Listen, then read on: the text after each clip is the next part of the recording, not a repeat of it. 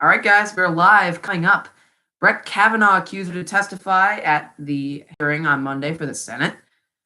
This woman claims that Brett Kavanaugh acted inappropriately towards her back when they were in high school. Plus, we have on Dennis Bova, who's a Republican candidate for the 119th Assembly District. We talk about his very tightly contested race. Plus, later on in the show, we're going to be talking about polls and breaking down all the latest stuff going on in the race. All that and much more coming up on episode 6 of the Elected podcast. You have T minus 50 days until Election Day 2018. Now, tonight, we're going to start by playing a quick little video that explains what's been going on so far at the Kavanaugh Senate hearings. Mr. Chairman. Brett Kavanaugh Mr. Chairman. to serve as Associate Justice. Mr. Chairman, I'd like to be Supreme Court recognized of the for a United question States. before we proceed.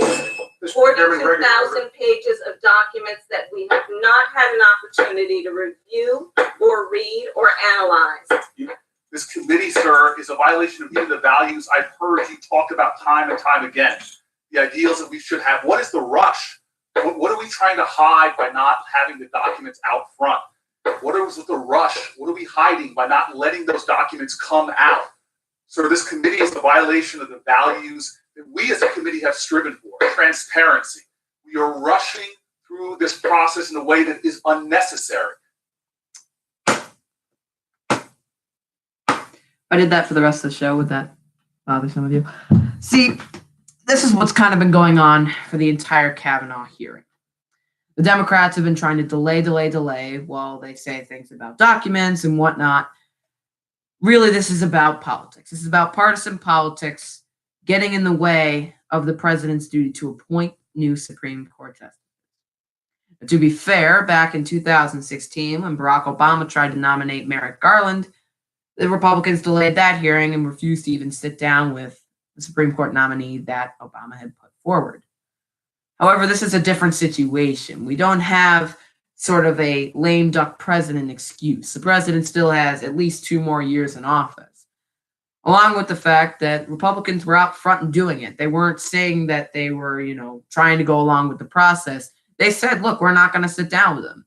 The Democrats, what they're doing here, unfortunately, is obstructing this candidate from becoming a Supreme Court nominee. And from what we've seen so far with the thousands and thousands of documents that have been released to us, we have seen only good things about Brett Kavanaugh, that he's an upstanding Supreme Court, that he would be an upstanding Supreme Court justice, and that he was an upstanding judge in his time. But then we got this from Dianne Feinstein. This woman here on the left is a woman who went to high school with Brett Kavanaugh.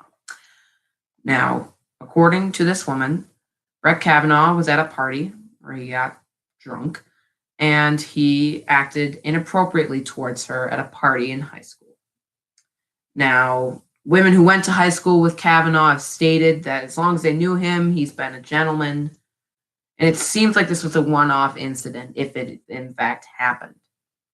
But the question that needs to be asked, and it's an unfortunate question, especially in this Me Too era, is can we prove that this accuser is telling the truth? Unfortunately, we can't, right? We don't have evidence of what happened at this high school party a few years ago. Maybe the woman's mistaken. Maybe it was a completely different man. We don't know. But what we do know is that this committee has been treated like a joke. It's been a circus. It's been a political circus. I mean, the fact that I can compile what's happened within the first 3 days into a 45-second clip with, constant gavel banging and interrupting is something to be said. And not to mention the protesters. There have been multiple arrests connected with this hearing because of disruption and obstruction in this courtroom from protesters from outside. Ultimately, if we're going to have a Supreme Court justice in a court, this needs to be a hearing that is involved, that lets people know what's going on. They need to know about their next Supreme Court justice. So the Kavanaugh accuser this Monday will testify in front of the Senate. Now, there are many senators who are on the fence about this. Now, how are you saying, how is this going to affect me going to the polls? Depending on how these senators vote come the time when they take a vote on this Supreme Court justice nominee, it could very much affect them. If a Republican senator flips and says that he does not want to vote, he or she does not want to vote for Brett Kavanaugh, that could have some serious repercussions come midterm time. Now, many Trump loyalists want to see Kavanaugh pass before the election. Otherwise, candidates who decide to turn him down will be voted out of office, which is why this vote is so crucial to the 2018 midterms. How these candidates vote will really impact what's going on. Now, here goes those documents. 42,000 documents that were mentioned by Senator Cory Booker from Kavanaugh's time at the Bush White House. Now, these documents, while they may seem important because they are a part of the Bush White House, they don't seem as important as the documents we already have. We know his judicial record. We've seen what the decisions he's passed down. I feel like we can get a pretty good sample of how he feels from the decisions he's passed and what he's done. Now, coming up, we have a very important number and two very important people to remember. An important election here locally in the Utica area is about to be decided by this number, 24.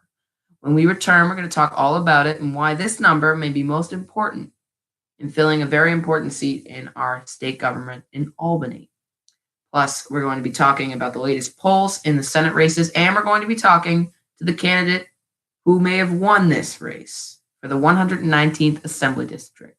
All that and much more coming up live here on the Elected Podcast, Episode 6, 50 Days for September 17th, 2018.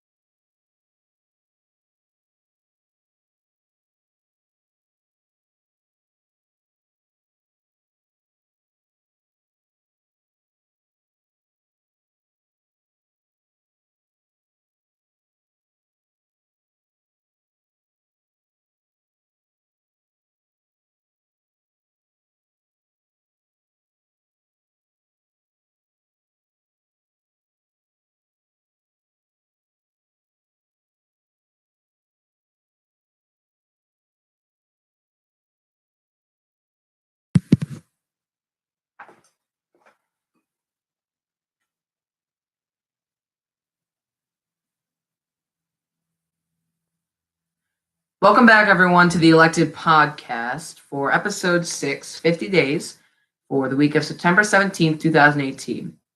Now, we're about halfway there until Election Day, and we're going to have some really important stuff coming out very soon, including our Election Night live special right here on Elected News. We're going to have it live just like this. This is kind of a test practice run for what's going to happen on election night. So be sure to tune in on election night at 9 p.m. We're going to be breaking down all the latest polling, all the results for the races, and all the stuff that matters to you. So we're going to be giving you analysis all night. We're going to have some very special guests on that show, and I'm really excited to prepare that for you guys and get it out to you on election night. That's November 6th, 2018. It's a Tuesday at 9 p.m. to 10 p.m. So we're going to cover all the latest results, kind of like we're doing here and now, including results that are more local. And that's where we get into the 119th Assembly District. Now, this Assembly District, we had a Republican primary just a few nights ago, and the two candidates were Dennis Bova and Frederick Nichols. Now, these two guys were running in the 119th Assembly District, a district you may know for the greater Utica area. Now, this district had its primary, and all the votes have been counted. There was about 1,700 votes. And when the numbers came in, this number 24 popped up. Dennis Bova, the Republican, beat out Frederick Nichols, also a Republican, by 24 votes in the general election, or in the primary. However, that does not include absentee ballots, which is what's so important right now because starting Thursday, the Board of Elections will begin to count the absentee ballots for this race. And we're going to talk about that in just a moment. But there's another reason why this race is so important to us here in the region and us here at Elected News. This candidate, Dennis Bova, as well as I believe this candidate, Frederick Nichols, are both very tight contenders for this seat. Now, this seat is very important because back a few years ago, it was used to start this project, the downtown hospital. Both of the candidates, Bova and Nichols, do not support the downtown hospital. Now, exactly how they're going to prevent this downtown hospital from happening, I'm going to ask Dennis Bova when he appears on my show live in just a few minutes. But this is important because if Bova wins, he may end up going to Albany and reversing some of the stuff that the former seat holder did while he was there. In fact, the former seat holder was this guy, Anthony Brindisi. We've talked about him quite a bit here on Elected News. He's running currently against Claudia Tenney for the New York 22 congressional seat, which, by the way, the polls in that race are even tighter. Now, Brindisi obviously was a big supporter of the downtown hospital and was one of the reasons why it ended up going downtown. Now, Dennis Bova says he's going to reverse these mistakes made by Brindisi. But tonight, I want to show you a special sneak peek at a new interview we got just today with the Common Council president here in Utica, Michael Galimi. This is an exclusive here at Elected News, and we just got it today. So I want to play it for all of you. If I can pull it up. Here we go.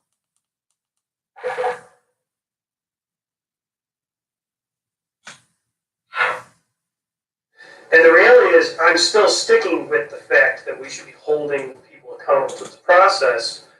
Has that happened at this point? Are they accountable? Do you feel? I don't think they are. I don't think they are. You don't think that they're accountable? You don't think that this is? You think this is going to have a negative financial impact on the city? Do you think that's going to happen? With trajectory being right now, do you think that this will have a major negative impact on the city? Whether it's between the garage, the loss in tax revenue, I do. I truly. And how do we help that? How do we stop that from happening? What can you do as Common Council president, and then what can we do as citizens here in Utica? What can we do to I'm giving you a real raw answer here. At this point, I don't know. And that is a special sneak peek at our interview with Michael Galimi, the Utica Common Council president. That will premiere sometime this week. I gotta finish editing it, but we also have another interview with the mayor of Utica as well coming out this week. Now, Moving on from that interview, we're going to be interviewing Dennis Bova, the Republican primary candidate, live right here on air in just a few minutes. When we return from this break, we're going to be talking to him all about the downtown hospital and about his race against Frederick Nichols and why this number 24, may be crucial in what happens with the downtown hospital project. Stick right with us. We'll be right back.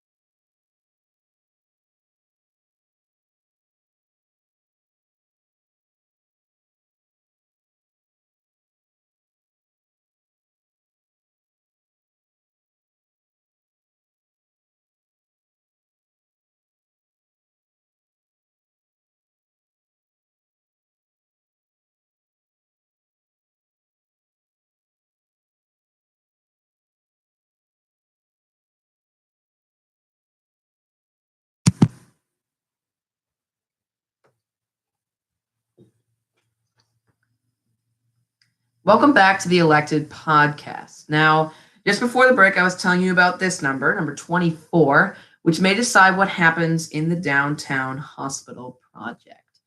Now, the winner of the Republican primary on what day was the primary? Well, it was the 13th. The 13th. Okay. See, Thursday, this is that's why correct. people didn't show up to the polls. On the 13th, the winner of the primary will face off against Mary Ann Butenschon to fill the seat vacated by Anthony Brindisi, who, as you know, is running for Congress in the New York 22 against Claudia Tenney. Now, Brindisi was one of the reasons why the hospital downtown wound up happening. So with me now on the phone is the unofficial winner of that primary, as I explained earlier with the absentee ballots. But we have Dennis Bova on the line. Thanks so much for coming on the show. Oh, thanks for having me. So what are you going to do to sort of course correct what's been going on with the downtown hospital? You're against the downtown hospital, correct? Yeah, absolutely. Being a healthcare worker for over a decade, working in surgery, working in all the hospitals in this area, I think I have a lot of insight on this, on what the physicians want, on what the staff wants, where I feel we truly need for better healthcare in this area. Course correction has to start with transparency. Our local officials, as you well know, if you've read or looked into this issue at all, have not been transparent at all, not even a little bit. They can't show us proof or documentation on any of the decisions they've made. They haven't brought the general public into any of the decisions they've made.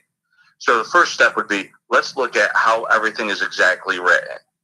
Okay, what's it all mean? They haven't showed us documentation saying it has to go downtown. They've said a lot of things, but they haven't proven anything to the general public. So, the one thing that I keep hearing from everybody that's been close to this, the No Downtown Hospital Group and other people, say it has to go to the center of the greatest mass of population, which does fit St. Luke's. So nowhere does it really say it has to go downtown. They've just been force-feeding us this, just like saying it's a done deal. Well, how could it be a done deal if the eminent domain process hasn't even been started? Do these people have a crystal ball saying, oh, no, we know that how the judges are already going to react to this, and they're going to invoke eminent domain? So it's all a bunch of lies and nonsense that the local politicians have been feeding us. Mm-hmm. And so what can you do at this point? If I know it's not particularly a done deal, but with the funding already put in, with the funding put in there, and with the secret process and eminent domain, they're saying it's going to start pretty soon. What can you do as assemblyman if you become assemblyman? what can you do to sort of, again, course correct and change that from happening? Well, that's it. It's all course correction. I don't believe anywhere it says that it has to be downtown. You could enforce eminent domain. Okay, we could go through the court system, cost us hundreds of thousands of dollars, and waste that money on top of all the money we're wasting to level 6 blocks instead of putting it back into the community for healthcare, which we do need in this area. We're going to look at the paperwork and say, listen, it's not going downtown. It doesn't have to go downtown. Nowhere in the documentation does it say it has to go downtown. We go back to the site study that they've already done at St. Luke's and start from there. But if MBHS wants it to go downtown, which it seems like they do at the moment, how are you going to tell them that it can't be downtown? If the legislation doesn't say explicitly that it can't be downtown, then why are they not allowed to put it down there? Well, it's very simple. I'll sit down with Bob Schofield and the other ones, other people involved, to say, first of all, get their opinions on why they have to have it go downtown. Then I will remind them all that we live in a very heavily Medicare, Medicaid area. We don't get a lot of private pay insurance. We have to save every single dollar that we can to put it back into the facility.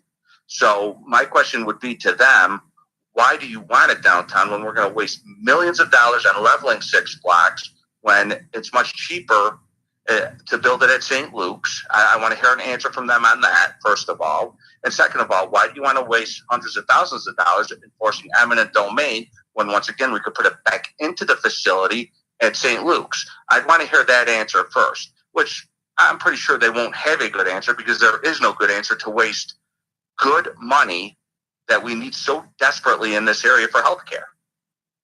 Right. And so I want to talk about how this is kind of politically intertwined. Do you think that if Brindisi is elected to Congress, or if he's not elected to Congress, do you think he'll still have any power or control over what goes on with this process? Well, that's a good question. And to be honest with you, I don't know. I don't know what his reach would be, since if he is, God forbid, elected to Congress. I don't know what his reach would be at the state level at that point in time, because this is really a state issue. It's not a federal issue at this point. So I don't think he'd have much reach there. And if he's not elected to Congress, he's a common person now. He'll go back to his law firm, I'm assuming, or do whatever. He's not really in the mix anymore. Mm-hmm. And on the phone with us now, we have Dennis Bova. He's the Republican primary candidate for the 119th District, Assembly District, which is a seat being vacated by Anthony Brindisi.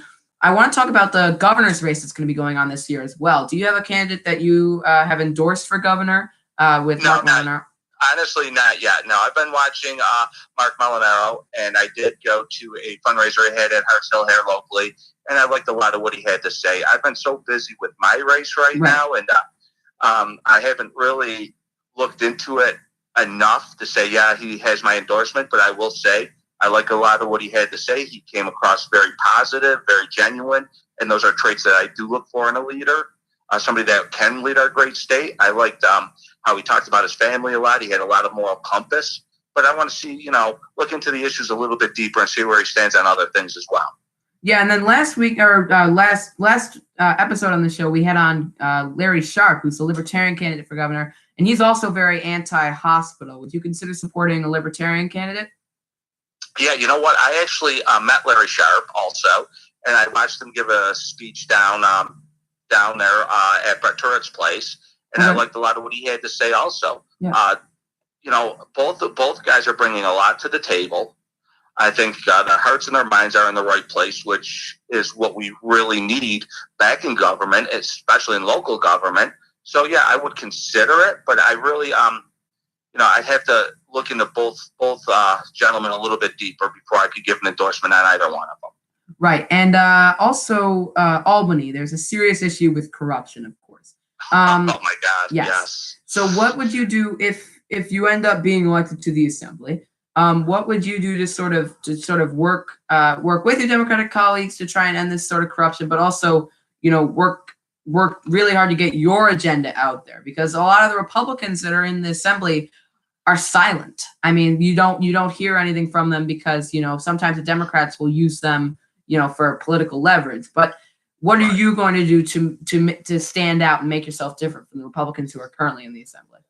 Well, that's an excellent question. We do have three points that we've been talking about since we started the campaign. First of all, term limits. Everybody talks about it. Whether or not I could really get it pushed, I really don't know, but it will be introduced. I'm big on term limits. 8 years is more than enough. If we could have that for the highest office for the president, we should be able to have it for our state-led leaders as well.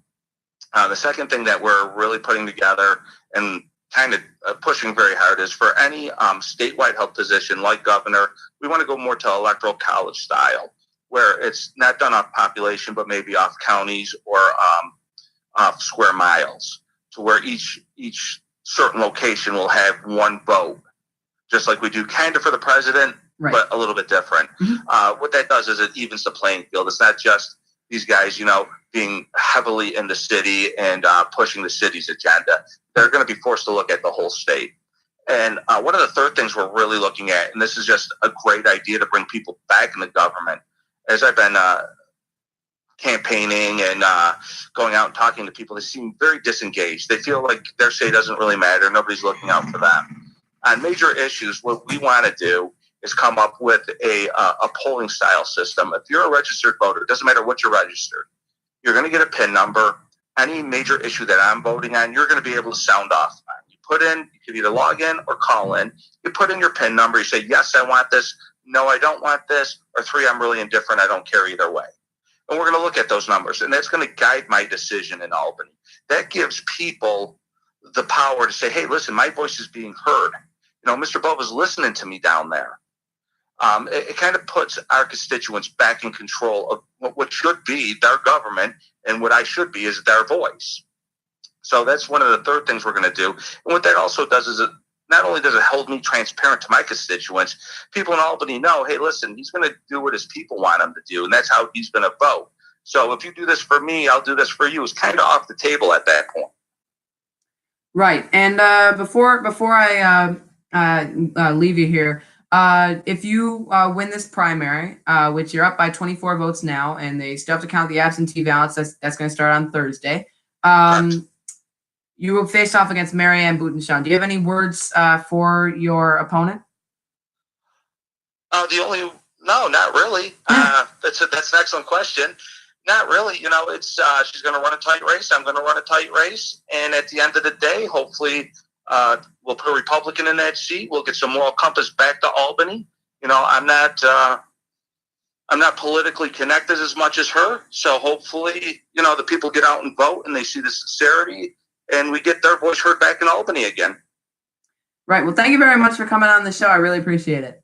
Anytime. Thanks for having me. When we come back, we're going to close out the show and talk about what's been going on recently in the polls.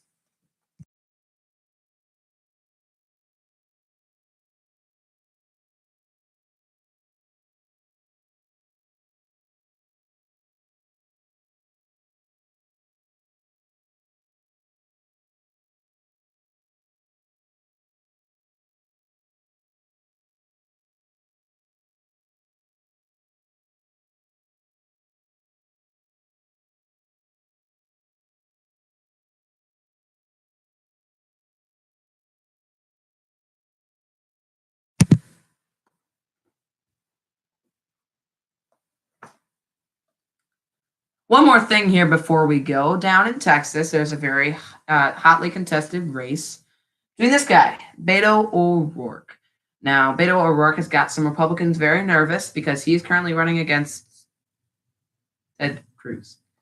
Let's get back to Beto.